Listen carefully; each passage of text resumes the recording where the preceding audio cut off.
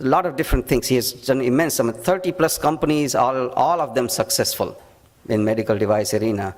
Really prolific inventor, and he taught me one thing, which is if you solve compelling clinical problems, wealth is a side effect. All right? Just focus on solving compelling clinical problems, and that's how you can actually create a lot of wealth for yourself, for investors, for other things. And second thing he taught was, don't ever accept an investor's money unless you are ready to treat it as your own. You have to be very serious about investment capital. That money is precious. Somebody is taking somebody else's money and giving it to you for your job, so somebody is really trusting you with a lot of capital. Every penny is precious. So be very, very careful about it. He never said be cheap. He just said be careful about that. If you won't spend your own money on something, don't spend investors' money on that. So those are the two things. So tenacity, don't fight nature, use it, and how to have that entrepreneurial mindset. Those are my teachers.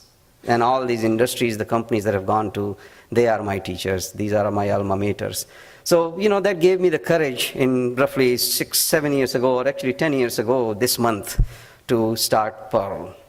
Pearl is a company that takes these inhalers that have been around for 50-60 years. Everybody has seen these inhalers probably.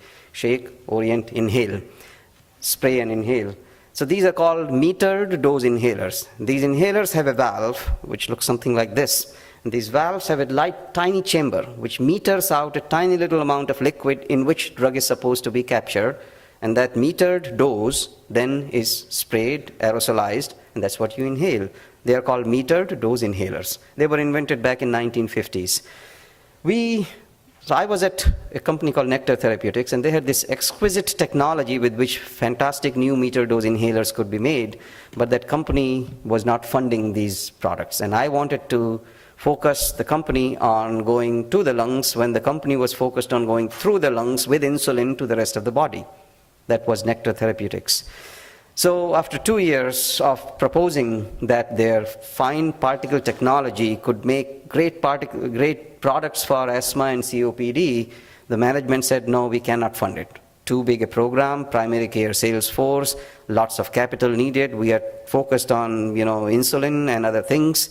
We won't fund this. And what I saw was a lot of medical potential being wasted. Intellectual property going to die simply because of this lack of commitment. So, after 2 years of trying, when the board continued to decline $1.7 million investment, I got together with a colleague. This is how entrepreneurism happens. This is very important. 2 weeks from now, roughly 23rd of October, I got together with a colleague for a 30-minute commiseration session to complain, to just basically get over the fact that the management wouldn't fund this, so let's just move on. That turned into a 2.5-hour session, and we walked out, the two of us, agreeing that we will spin this technology out. That's how Pearl was formed. Very simple as that. We agreed that we will spin this out, we're not going to let this die, and we will raise the capital necessary. It took 2.5 years more after that, to get the actual license to the technology, because no company wishes to create a spin out that looks astoundingly successful. The management would look really foolish for having done that. I don't blame them. That's just human nature. So we just persevered. 2.5 years. We kept asking the management for the rights to the technology, all sorts of conditions, preconditions, narrow conditions, very limited field. We eventually got a license that was acceptable. 2.5 years. 12 weeks after that, we raised the first $15.5 million. That's how compelling this case was.